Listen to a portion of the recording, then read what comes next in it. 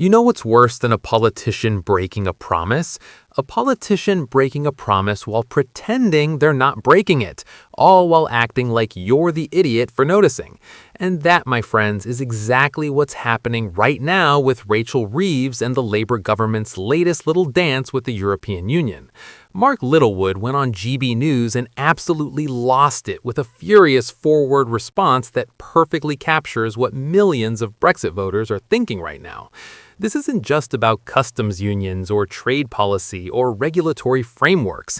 But before we proceed, please don't forget to hit the subscribe button for more updates on this channel. This is about trust, transparency, and whether the government you elected is actually doing what they said they'd do. So grab your tea, settle in, and let's talk about how Rachel Reeves just set the political world on fire with what might be the sneakiest move Labour's made since taking power. Because trust me, this one's a doozy. Patrick Christys dropped the bombshell on GB News like he was revealing the twist ending of a political thriller. Rachel Reeves, the Chancellor of the Exchequer, the woman in charge of Britain's entire economy, has signaled openness to joining an EU customs union. Now, if you're sitting there thinking, hang on, didn't we vote to leave the EU back in 2016? You'd be absolutely right. In fact, we didn't just vote to leave. We voted, then we argued about it for years, then we voted again in a general election, then we finally left, and then we spent years negotiating what our relationship with the EU would look like post-Brexit. It was exhausting. It divided families. It dominated every conversation at every dinner party for half a decade. And now, apparently, we're quietly sliding back in through the back door like someone sneaking into their house at 3 in the morning, hoping nobody notices. Mark Littlewood's response? 4 words that cut through all the political spin like a hot knife through butter. Now, the man didn't just blurt out some random reaction. Littlewood knows what he's talking about. He's the former chief press spokesman for the Liberal Democrats. He understands how Westminster works. He knows the game. And when someone with that much experience looks at what Reeves is doing and has that kind of visceral reaction, you know something significant is happening. His point was crystal clear. If you're going to rejoin EU structures, at least be honest about it. At least put it in your manifesto. At least give voters a say. But that's not what's happening here, and that's why people are absolutely furious. Let's break down what a customs union actually means, because this stuff matters, and politicians rely on the fact that most people's eyes glaze over when you start talking about trade policy. A customs union is essentially a club where all the members agree to charge the same tariffs on goods coming from outside the club. So if you're in the EU customs union and someone wants to sell pineapples from, I don't know, Costa Rica, everyone in the union charges the same import tax.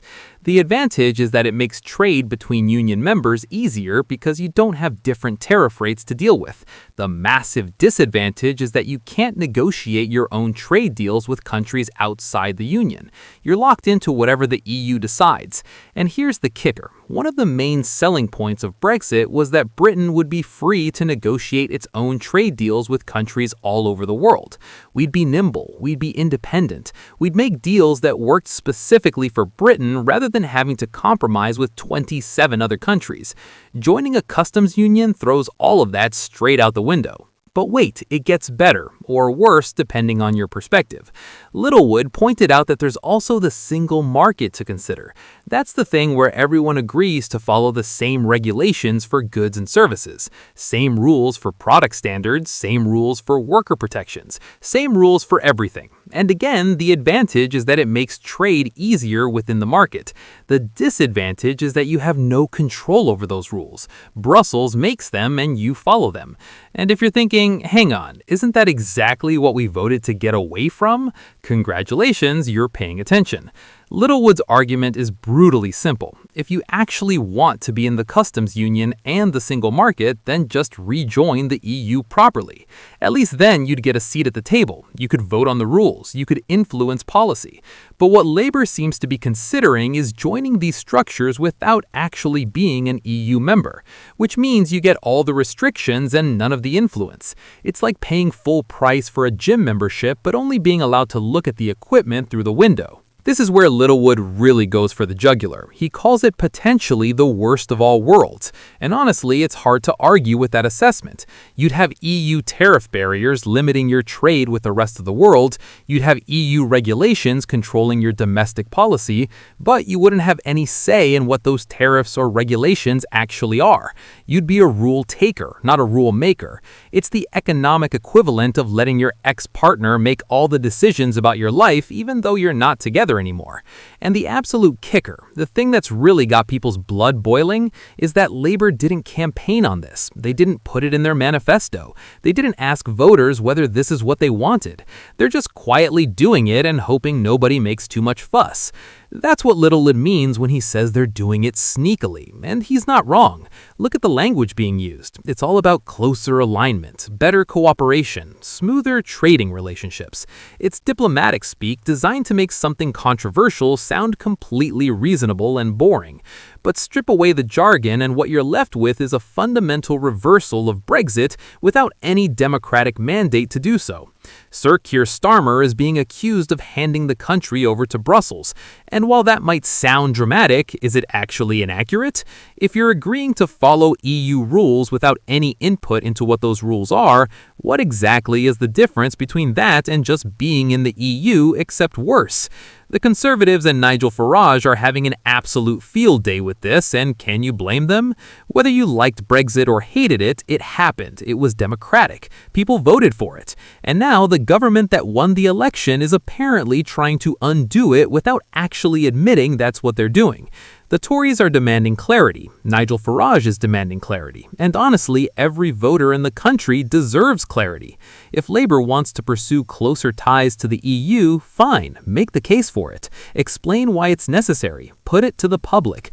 But this creeping incrementalism, this slow slide back towards EU structures without ever having an honest conversation about it, is exactly the kind of politics that destroys trust between governments and the people they're supposed to serve. And the reaction from GB News viewers and the wider public has been explosive. One commenter nailed it when they said Reeves isn't satisfied with wrecking the country with wealth redistribution.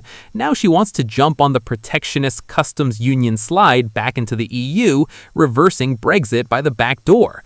That's the sentiment you're seeing everywhere right now. People feel betrayed. They feel like they were told one thing during the election campaign, and now something completely different is happening. Another viewer said they're beginning to think Labour might not have been fully honest about its manifesto, which is British sarcasm at its absolute finest. Of course they weren't fully honest. No political party ever is completely, but there's a difference between softening around the edges and fundamentally reversing one of the biggest democratic decisions the country has made in generations. Here's what makes this particularly galling for Brexit supporters. They were told for years that Brexit was a disaster, that it would ruin the economy, that they'd voted against their own interests, and they stuck to their guns anyway because they believed in the principle of it. They believed that Britain should control its own laws, its own borders, its own trade policy.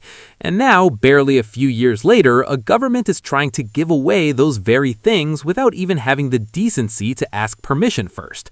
It's like being told that your opinion doesn't matter, that the experts know better, that democracy is fine as long as you vote the right way, and people are not having it. Let's talk about Rachel Reeves specifically for a moment because she's at the center of this storm. Reeves positions herself as a serious, economically competent chancellor. She talks about fiscal responsibility. She talks about tough choices. She talks about putting the economy first. And look, maybe she genuinely believes that closer EU alignment is economically necessary. Maybe she's looked at the numbers and decided that the trade-offs are worth it. But here's the problem. If you're going to make that controversial decisions, you need to bring people with you. You need to explain your thinking. You need to be transparent. And that's not happening. Instead, we're getting hints and signals and openness to discussions, all while the government insists they're not actually planning to rejoin anything. It's infuriating to watch, and it's terrible politics. One viewer commented that if Reeves backs it, you can be absolutely sure it would be financially disastrous for Britain. Now, that's probably unfair. Reeves is genuinely intelligent and capable, but the comment reveals something important about trust. When people don't trust your motives, they stop trusting your judgment. And right now, a significant chunk of the country doesn't trust Labour's motives on Europe. They think there's a hidden agenda. They think Labour wants to reverse Brexit but knows they can't say so openly. And every move like this, every signal of openness to EU structures, confirms those suspicions. It doesn't matter if Reeves has brilliant economic reasons for what she's proposing. If people think you're being sneaky, they're not going to listen to your arguments. The broader issue here is about what kind of democracy we want to have. Do we want a system where governments do what they think is best regardless of what voters actually want? Or do we want a system where major policy changes require explicit democratic consent? There's a tension there that's always existed, but Brexit made it impossible to ignore. 17.4 million people voted to leave the EU. That's the biggest democratic mandate in British history. You can't just quietly undo that through incremental policy changes and expect people not to notice. And you definitely can't expect people not to be angry about it.